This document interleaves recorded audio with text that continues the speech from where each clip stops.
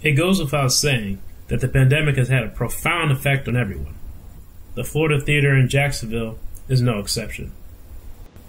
Today, I had the pleasure of talking to the president of the Florida Theater in Jacksonville, Mr. Numa Saisselin, regarding the current climate and its effects on the theater. We're currently living in, obviously, a pandemic, right? Yeah. How have these changes affected the Jacksonville Theater? So, if you had told me on New Year's Eve what was going to happen in the next 90 days, I would have said you were celebrating New Year's Eve a little too hard. We closed on March 12th. Thursday, March 12th was our last show. And I think even if you had told me that night, it's going to be 6 months and you won't have the end in sight even then, I would have said you're crazy, we won't survive. And yet here we are. Tomorrow is the 6-month mark since we've had a show. We are one of the most attended theaters in the country. If you parse the numbers a little bit, we're consistently the 5th or 6th most attended theater under 2,000 seats in the country. And we haven't had a person in the theater since March 12th.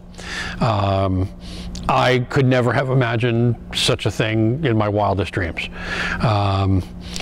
We're happy to play our part because we know that the virus spreads in small, intimate, enclosed spaces, which perfectly describes a theater. We understand that that's part of our mission right now, is for the public good to be closed.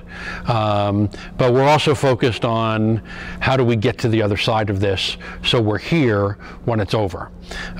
Because we think of ourselves as an integral part of the fabric of civic life in Jacksonville. Florida Theater is one of the things that makes Jacksonville a unique and special place. When you think of like Radio City Music Hall, you think of New York City, you think of the Fox Theater, you think of Atlanta, you think of Jacksonville, you think of the Florida Theater as being one of those things that makes Jacksonville what we know it to be. Fortunately, the theater has received a few grants to hold it over. But even Mr. Saisselin understands that money isn't finite, and Congress needs to come up with a solution fast. It's definitely a ricochet effect. Have you heard from anybody else outside the state of the entertainment industry as a whole? Or? Yeah, my industry is just a wreck right now because nobody can open. So legally, we could be open at 50% of our capacity right now, plus social distancing requirements. So the theater seats 2,000. We could legally open with 1,000 tickets. But there's also the social distancing requirements, and that means we have to keep people 6 feet apart. And if you try to keep people 6 feet apart, front to back and side to side, that takes the theater's capacity down to under 400 seats. And that's just not financially viable. And that's the thing for everybody. It's like when you reduce the capacity beyond a certain point, it's not financially viable to open the room and pay a performer to come to Jacksonville and do a show. So, my industry at large is just shut and nobody's working. And if you think about, the 119 people who aren't working here for the last 6 months and the 22 people on the admin staff who aren't putting shows on the stage, that's probably 50 or so shows that didn't happen over the last 6 months. You figure each show has 5, 10, 15 performers in it, plus a tour. Every tour has trucks and truck drivers and buses and bus drivers and travel agents and tour managers and their own sound engineers and their own crew. That's a lot of people who didn't work.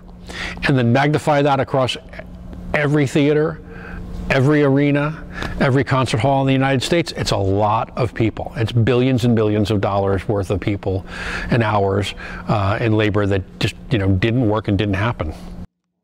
One of Mr. Saisselin's passions is filling up the theater to full capacity of at least 2,000 people. He hasn't had an opportunity like that since March of this year. And I was on a call yesterday with Marco Rubio's office, and they were telling us, the ins and outs of where federal relief efforts may or may not be going. But the one thing they said was that effort has really called attention to the plight of the industry. So we're excited about that. We're less excited about the fact that there doesn't seem to be any relief coming yet. And I wish that Congress would get together on that. But we feel like we've called attention to the live performance industry as being an integral part of our economy. Absolutely, I agree. I hope you guys come out on the other side of this, because we need entertainment. Yeah, so do we. Yeah. People ask me a lot, what's the thing I miss? And putting the shows on is the emotional payoff for working here. I'm in an office 9 to 5 every day. I don't think people realize that, by the time they come to a show at 8 o'clock, there's over 100 people who have been here all day long getting that show ready, and standing in the lobby and talking to people as they come in, and standing in the back of the hall while a show happens. That's the emotional payoff for me, and I miss that the most.